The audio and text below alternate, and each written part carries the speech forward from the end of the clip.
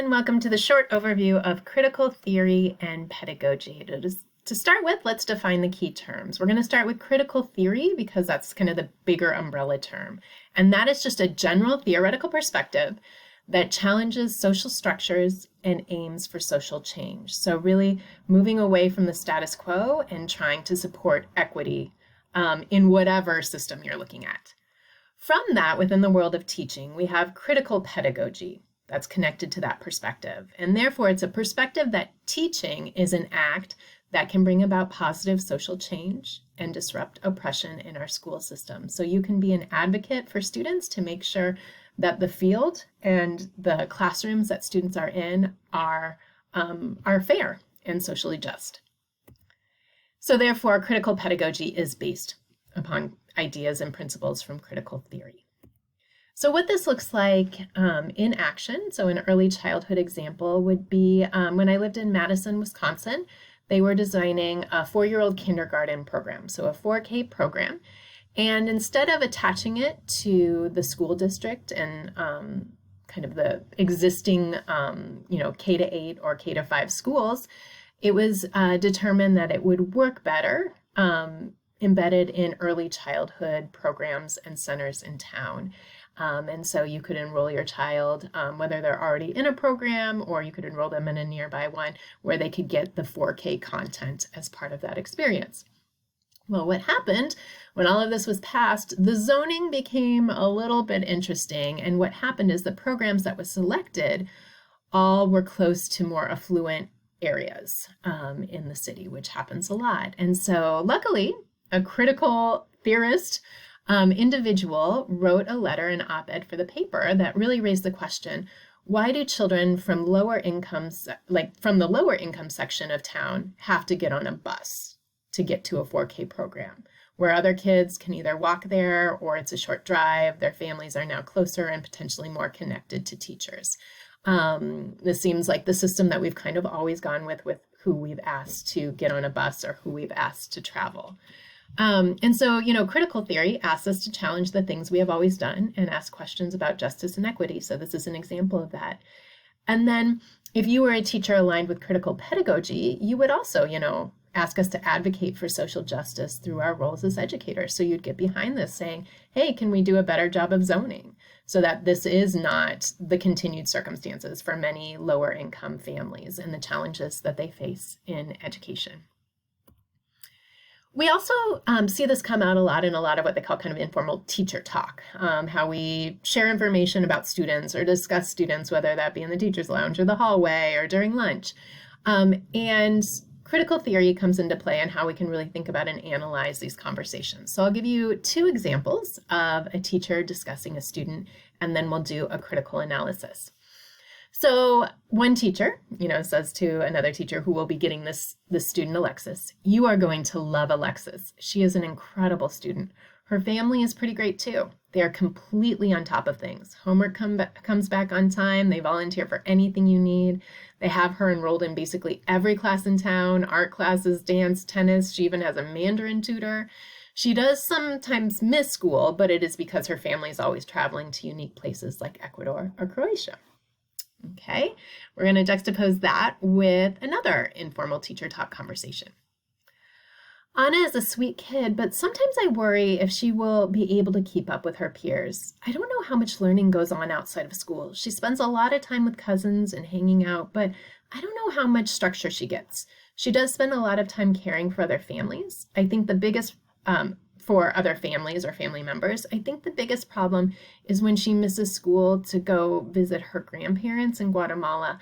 That's like 2 weeks of learning she misses out on. I mean, she turns in work for that time, but it isn't the same.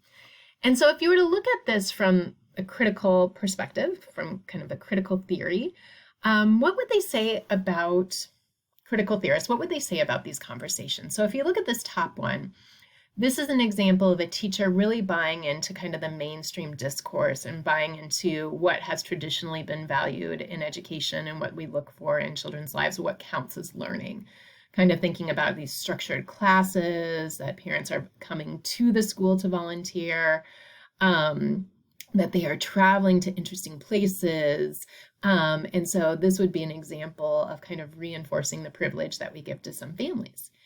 Now, down here, when we think about this other student, it really shows the devaluing of certain things that could certainly be seen as learning and education, but traditionally and historically in our school system has not. It's been devalued, such as having unstructured time or only spending time with family. Even thinking about traveling and spending time in another country. If you compare these two, like, oh, if this is an extra trip or travel or vacation for your family, like that's something really valued, you're gaining culture.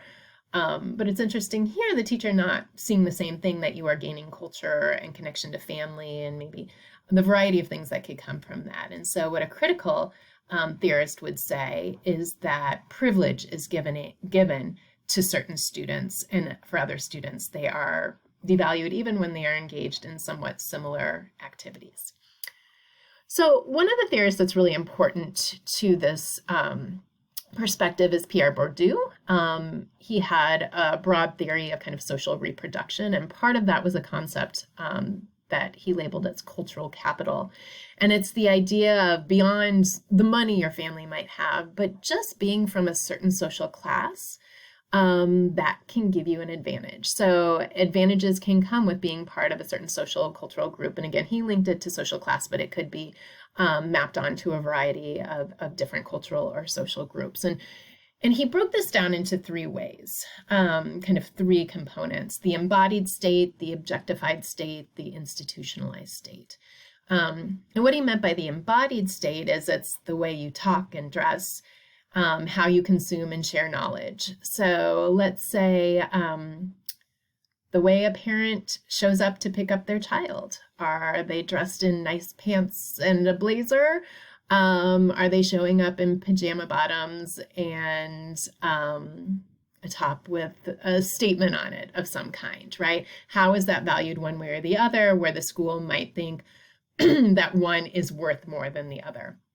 How you consume and share knowledge. So even thinking about how you are connected maybe to online apps, or where you are able to get, your information and what kind of knowledge you consume.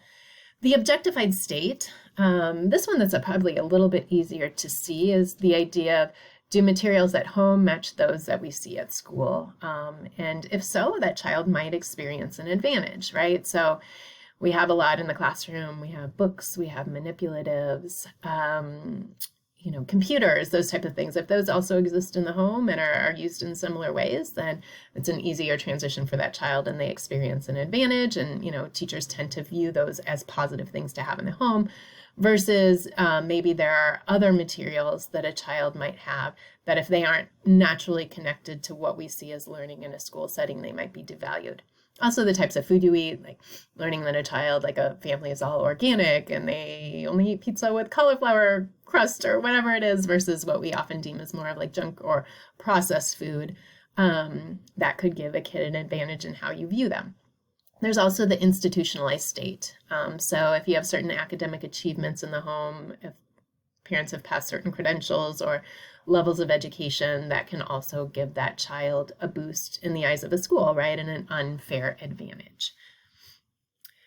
I like to think of it as kind of like the game of war. And I don't know if you've ever played this game, but it's the idea, if you kind of look down here at this, basically a pile of cards is split in two, and it's one person versus another person, and you turn over your top card. And if the value of the card is more than the other person's, then you get to take both cards. And you keep doing that. You keep flipping over the top card over and over again. Well, if you think about a deck of cards, what is valued? We have ace all the way up through king that we use for this game. So ace, which is sometimes associated with one, is actually the highest card. So if you throw down an ace, you are probably getting whatever that other person did. Unless they also have an ace, then you have to do WAR war. Twos are lower than, a king, so it kind of then goes in chronological order. And so that's how we assign value to cards in a deck. And so you keep playing until you end up with all of the cards. Okay? So then I ask you to think about, okay, what is your strategy? How do you win the game of war? What can you do? Nothing. Like, that's the interesting thing about war. You split the deck, and it's kind of based on whatever cards you end up with. And we've already assigned value to those. So if you end up with more jacks, queens, kings, tens, nines, you're probably going to win the game, versus having a lot more of the 2, 3, 4s, and 5s. There's really nothing that you can do.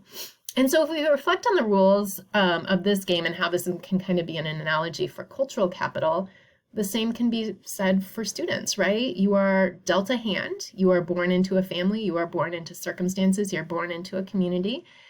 And value has been assigned to certain things that you have and certain things you don't have, right? And you bring that hand to school, and based on what is in your hand, oftentimes that can predict how well you do.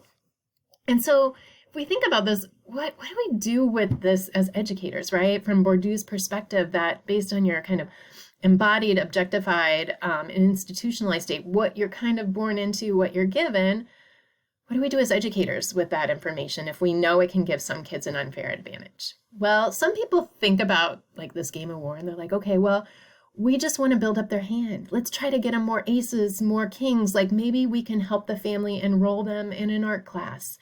Maybe we can send them home a bag that shows how you should be reading with your child.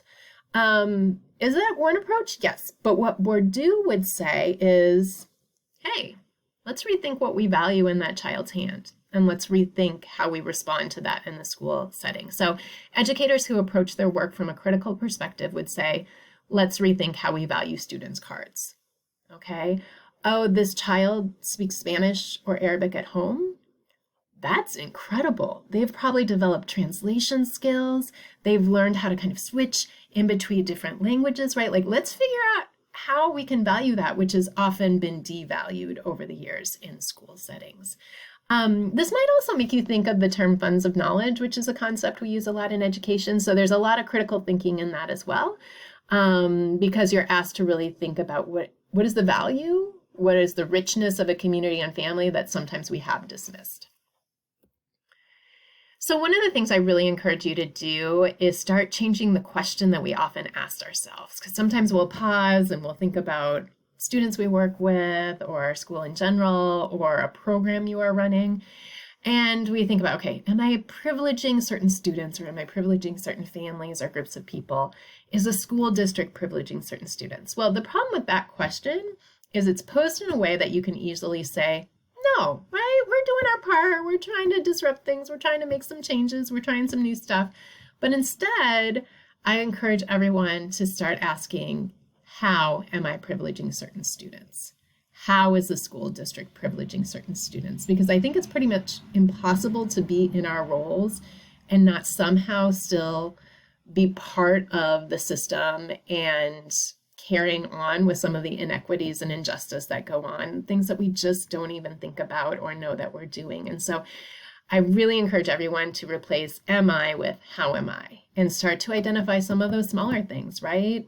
Or big things, right? But things we can start to unpack, tackle, kind of start to address. And that's all I have for you. Thanks.